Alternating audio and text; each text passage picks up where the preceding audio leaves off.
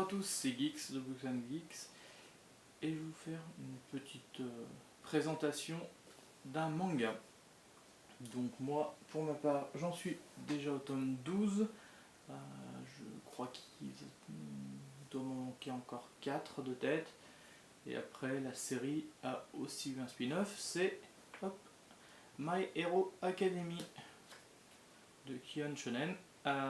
Alors, ça reste un shonen, donc voilà, un truc qui se lit sans grande difficulté. Bon, après, ça, c'est du manga, donc c'est jamais très dur à lire. Donc le principe, vous suivez l'histoire d'Izuki, donc qui est un enfant, mais qui contrairement à la plupart des enfants de ce monde-là n'a pas de super pouvoir. On vit dans un univers où tout le monde, globalement quasiment tout le monde en tout cas, a des super pouvoirs. Et lui, voilà, contrairement aux autres, n'en a pas. Mais il est passionné malgré tout par les super-héros, ce qu'il doit pouvoir se comprendre. Et donc ça je peux le raconter, hein, parce que ça se passe vraiment au tout début du premier tome. Très vite, il va rencontrer le plus puissant des héros, All Might, qui va ils vont se rencontrer parce que justement lui elle va se faire agresser par un monstre. Et All Might va déceler en lui un potentiel héritier. Parce qu'en réalité, le pouvoir d'All Might, donc c'est d'être en gros une sorte, on pourrait presque dire de Superman, enfin en tout cas d'être vraiment très fort. Ce pouvoir-là, il a la possibilité de le transmettre.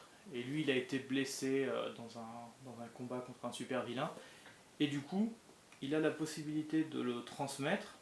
Mais pour ça, il faut qu'il le forme, il faut qu'il endurcisse le corps d'Izuki. Donc voilà, on va suivre leur histoire. Et tout ça, justement, dans le but que Izuki soit... du moins, il va intégrer la Hero Academy, quoi, l'académie numéro 1 qui forme les super-héros dans cet univers. Donc après, il va se passer, bien sûr, plein d'autres choses au fur et à mesure des tomes. Pas trop spoiler, mais voilà. Alors, mon avis, honnêtement, j'avais arrêté de lire des mangas pendant pas mal d'années. Voilà, j'avais fait ça quand j'avais entre 16 et 22 ans.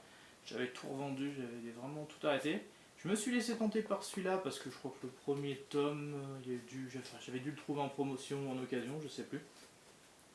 Et franchement, j'ai accroché. Il est vraiment génial, vraiment très simple à lire. Et voilà, les personnages sont attachants parce que bien sûr, on suit donc voilà, ces deux protagonistes principaux. Mais dans sa classe, il y a forcément tout plein d'autres qui veulent aussi devenir les super-héros de demain. Voilà, donc très facile à lire, très simple à lire, et vraiment, vraiment bien en fait. Si je devais le... Moi c'est un manga que je conseille sans hésiter. Je sais qu'il est aussi en anime. Pour l'instant, une fois je suis tombé dessus, j'ai vu la moitié d'un épisode, mais voilà, c'était au milieu de la série, donc c'était pas forcément évident. Il faudrait que j'arrive à trouver un moyen de me les faire. Ça va se faire, hein. Mais voilà. En tout cas, j'espère que cette vidéo vous aura plu, et à très bientôt.